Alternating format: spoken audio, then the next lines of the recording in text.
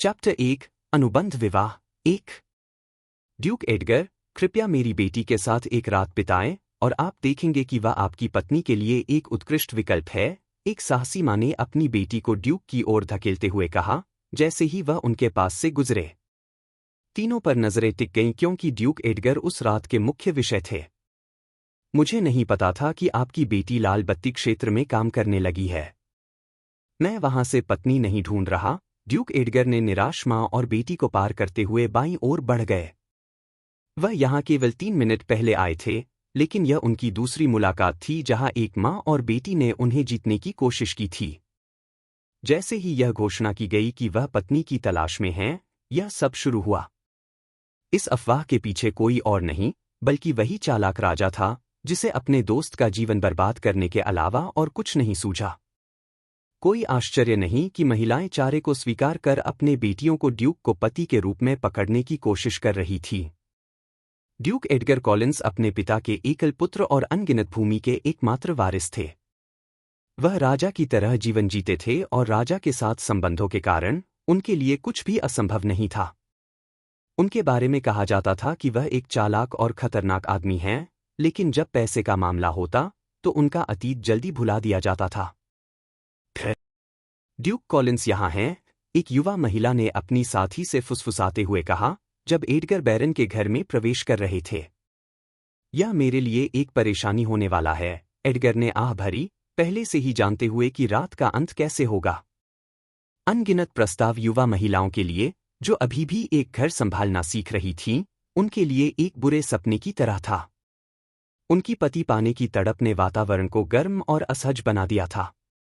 एक ठंडी पेय की आवश्यकता थी ताकि वह गर्मी से राहत पा सके। एडगर को नहीं पता था कि उसने बैरन के पार्टी में भाग लेने के लिए सहमति क्यों दी। बैरन, डेसमंड बैरेट, एक असफल परिवार का मालिक था, एक ऐसा व्यक्ति जिसे उसने कभी भी महत्व नहीं दिया। एडगर यह नहीं समझ पाया कि एक ऐसा व्यक्ति जो दिवालियापन के कगार पर है, इतना भव्य आयोजन क्यों कर रहा था। क्या वह आदमी अपने ही घर से बाहर निकालने की प्रक्रिया को तेज करना चाहता था? ड्यूक कॉलिंस, स्वयं बैरन प्रकट हुए।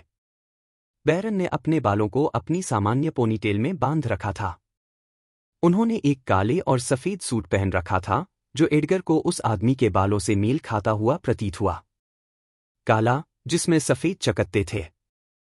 एडगर ने नहीं छोड़ा, जैसे बैरन ने अपना नाम ऐसा घोषित किया जैसे वह एक युवा लड़की हो जो बॉल में अपनी शुरुआत कर रही हो और सीढ़ियों से नीचे आ रही हो। बैरन, उन्होंने उस आदमी का अभिवादन किया। आपका मेरे घर आकर मेरे पार्टी में शामिल होना बहुत दयालु है, डेसमंड ने ड्यूक को देखकर खुशी जताई। वह अपने मेहमानों के सवालों से नर्वस था, जो केवल ड्यूक को देखने के लिए आए थे। डेसमंड ने यह सुनिश्चित किया कि यह खबर फैल जाए कि ड्यूक उसके पार्टी में होंगे। इसे छोड़ो, बैरन। तुम जानते हो मैं यहाँ क्यों हूँ। राजा के विपरीत, मुझे विश्वास नहीं है कि तुम्हारे पास वह जानकारी है जिसकी मुझे तलाश है, एडगर ने उन युवा महिलाओं के मामले में कोई सुराग खोजने के लिए कहा जो गायब हो गई थीं। डेसमंड ने एक नोट भेजा था, जिसमें उसने कहा था कि उसके पास जानकारी है और वह यहाँ ड्यूक से बात करना चाहता है। हालांकि, एडगर ने जल्दी ही उसकी योजना को देख लिया। बिल्कुल, मैं जानता हूं तुम यहाँ क्यों हो, लेकिन आपके लिए यह मुझे पहले एक पेय की पेशकश करना अशिष्ट होगा। मुझे माफ कर दो, लेकिन तुम बहुत पसीना बहा रहे हो। डेसमंड ने चारों ओर देखा, सोचते हुए कि क्या उसके घर में अधिक खिड़कियां खोलने की जरूरत है। मैं यहाँ एक ड्रिंक के लिए नहीं हूं। यह सुनो, एडगर ने बैरन की गर्दन को पकड़ लिया, परवाह किए बिना कि भीड़ उनके हर कदम पर नजर रख रही थी।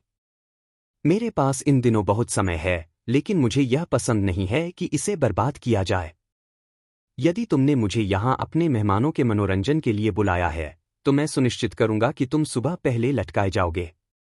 मां, मुझे माफ कर दो, डेसमंड ने चिल्लाया जब उसके पैर जमीन से लटकने लगे। उसने सुना था कि ड्यूक एक राक्षस हैं, लेकिन उसने इसे मजाक के रूप में लिया था।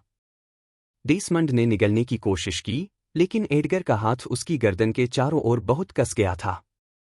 माफ करना, एडगर ने डेसमंड की गर्दन के चारों ओर अपनी पकड़ को और कस दिया। यह ऐसा लगता है जैसे तुम पुष्टि कर रहे हो कि तुम्हारे पास मेरे लिए कोई जानकारी नहीं है। एक पतले बूढ़े आदमी की गर्दन तोड़ने में ज्यादा समय नहीं लगेगा। क्या यह तुम्हारे मेहमानों के लिए मनोरंजन के लिए काफी है? उसने बैरन के कान में फुसफुसाया। डेसमंड ने महसूस किया कि उसके शरीर के बाल खड़े हो गए हैं जब एडगर की ठंडी सांस उसकी त्वचा पर बही। मुझे जानकारी है। मैं कसम खाता हूं। यह ऊपर है। अच्छा लड़का, एडगर ने बैरन को छोड़ दिया। तुमने इसे कहने में इतना समय क्यों लिया? क्या तुम चाहते थे कि मैं तुम्हें मार दूं? नहीं, ड्यूक। मुझे इसे तुरंत लाना चाहिए था। मुझे माफ कर दो। क्या तुम मुझे नीचे रख सकते हो इससे पहले कि सभी लोग सोचें कि तुम गलत हो? मैं नहीं चाहता कि वे तुम्हारे बारे में गलत धारणा बनाएं, डेसमंड ने कहा, लेकिन वास्तव में उसने यह कहा कि वह अब अपने घर में गला घोंटे जाने के बारे में शर्मिंदा नहीं होना चाहता। बिल्कुल, एडगर ने छोटे आदमी को छोड़ दिया। मुझे तुम्हारी वापसी तक अकेले रहने के लिए जगह चाहिए।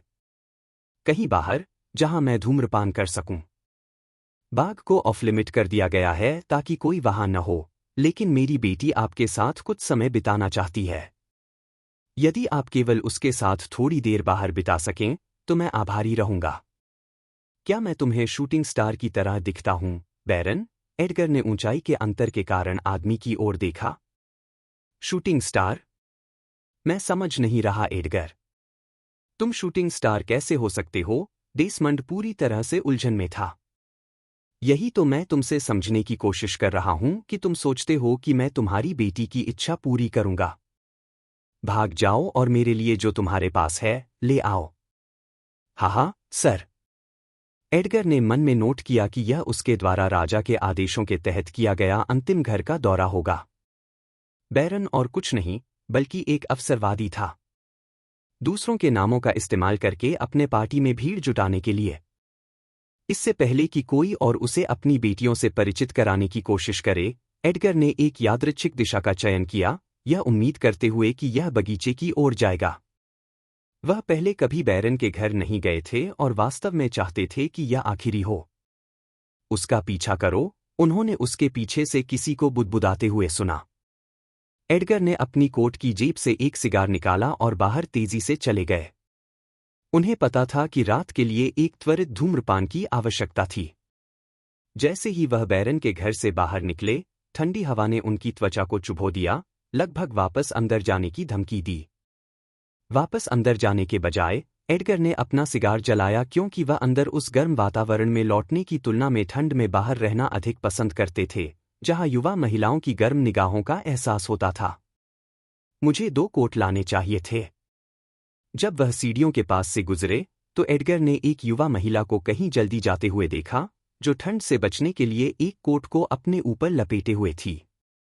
यह तुम्हारे लिए बचाने के लिए थोड़ा पतला है, नहीं? उन्होंने अपनी उपस्थिति का एहसास कराया। महिला रुकी, जैसे किसी ने उसे घूमने के लिए मजबूर कर दिया हो। पार्टी अंदर है। मैं बहुत अच्छे से जानता हूं, एलेसांद्रा। तुम इतनी तनाव में क्यों हो जैसे मैं तुम्हारा नाम नहीं जानता था? बारन के घर में उसके प्रेतवाधित बेटी के सिवा और कौन मास्क पहनने वाला होता? कुछ क्षण की चुप्पी के बाद, एलेसांद्रा ने अंततः कहा, क्या तुम मुझसे डरते हो? नहीं। जिंदगी में और भी डरावनी चीजें हैं। मैं तुम्हारी वजह से डर क्यों जाऊं, केवल एक मास्क के लिए? एडगर ने धुआं उड़ाते हुए कहा। यदि तुम ऐसा नहीं करते तो यह तुम्हें मार डालेगा, एलेसांद्रा ने कहा। उसे यह महसूस करने की आवश्यकता नहीं थी कि वह धूम्रपान कर रहा था। उसकी नाक तक गंध पहुंच गई थी और उसे यह बहुत भयानक लगी। अच्छा, इससे प्रक्रिया को तेज कर दूंगा। क्या तुम मुझसे डरती हो? उन्होंने पूछा जब उसने एक बार भी यह नहीं देखा कि वह किससे बात कर रही है। मुझे नहीं पता कि तुम कौन हो, उसने जवाब दिया। सही। मैं एडगर कॉलिंस हूं। केवल एडगर होना ठीक रहेगा। ड्यूक, एलेसांद्रा की आंखें चौड़ी हो गईं। उसे कभी उम्मीद नहीं थी कि ऐसा आदमी यहां होगा। उसे लगा कि उसका पिता झूठ बोल रहा है। वे कहते हैं कि तुम्हारी शादी होने वाली है। क्या यही कारण है कि तुम यहां हो? तुम मेरी बहन के लिए यहां हो? मैं तो मरना पसंद करूंगा। कोई ऑफेंस नहीं, उन्होंने कहा क्योंकि यह उसकी बहन थी। वहां कोई भी युवा महिला मेरी पत्नी नहीं होगी। वे सब एक सेट में मिलती जुलती गुड़िया की तरह हैं। मेरे बारे में क्या? यदि मैं तुमसे शादी करने के लिए कहूं तो तुम क्या कहोगे? एलेसांद्रा ने उसके उत्तर का बेसब्री से इंतजार किया। जो तुम सब समझ नहीं पा रही हो वह यह है कि यदि मैं तुम्हें चुनूं तो तुम एक प्रेमहीन विवाह के लिए खुद को सेट कर रही हो। मैं किसी से शादी करने में रुचि नहीं रखता था, फिर भी यह अफवाह फैली, एडगर ने कहा। यदि मैं नहीं चाहती कि तुम मुझसे प्यार करो? एडगर हंसे। आजकल अधिकांश शादियां प्यार से शुरू नहीं होती हैं, लेकिन फिर कोई उस भावना को महसूस करने लगता है। यह सुनिश्चित नहीं किया जा सकता कि तुम प्यार की उम्मीद नहीं करोगी। एक अनुबंध के बारे में क्या? एलेसांद्रा ने एक विचार पेश किया। वह डेस्परेट थी और अपने पिता के घर से बाहर निकलने के लिए उसे उपयोग करना चाहती थी।